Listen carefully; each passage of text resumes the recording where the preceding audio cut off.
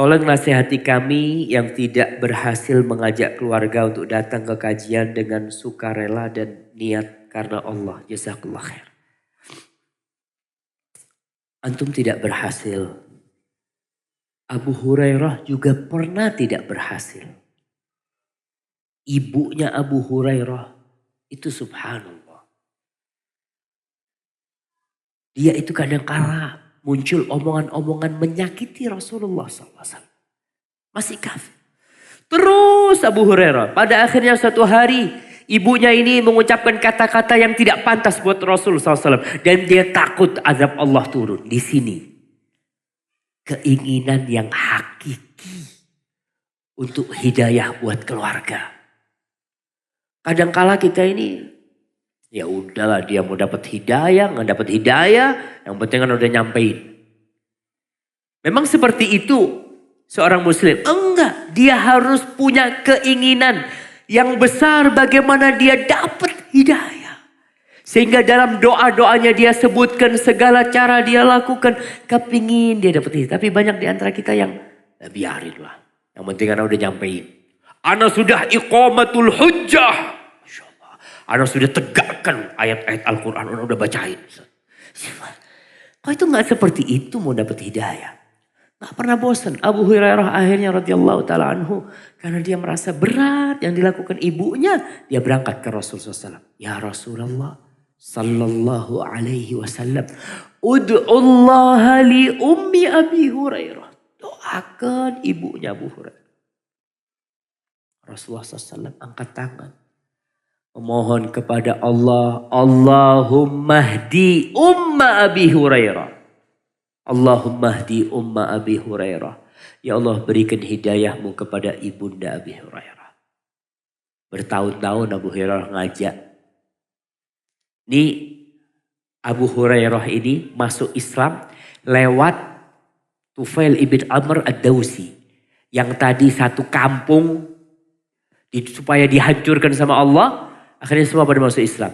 Termasuk yang masuk Islam lewat Tufail ini Abu Hurairah. Akhirnya ke Madinah bersama ibunya. Akhirnya Abu Hurairah pulang dari tempat Rasul SAW ke rumahnya. Dia dengar ada gemericik air di dalam rumah. Dia mau buka, kata ibunya, ala rislika. Kau tetap di tempatmu. Ternyata ibunya Abu Hurairah sedang mandi. Selesai mandi dia bukakan. Antum bisa lihat perjalanan Abu Hurairah dari Masjid Nabawi ke rumahnya.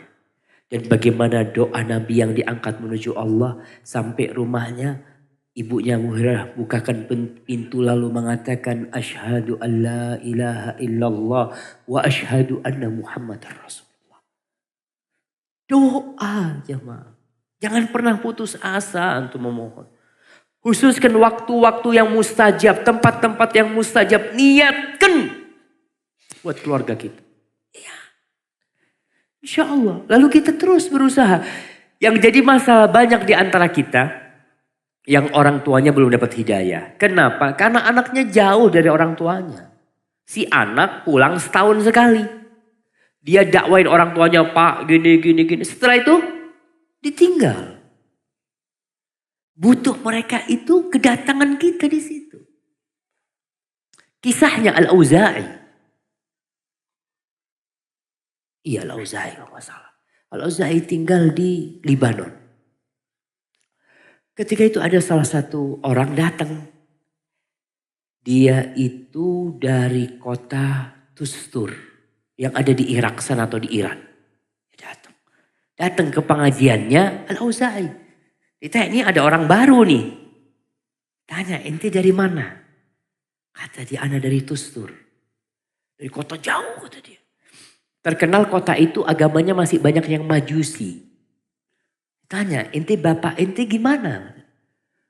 Kata dia, ya itu bapak anak masih majusi.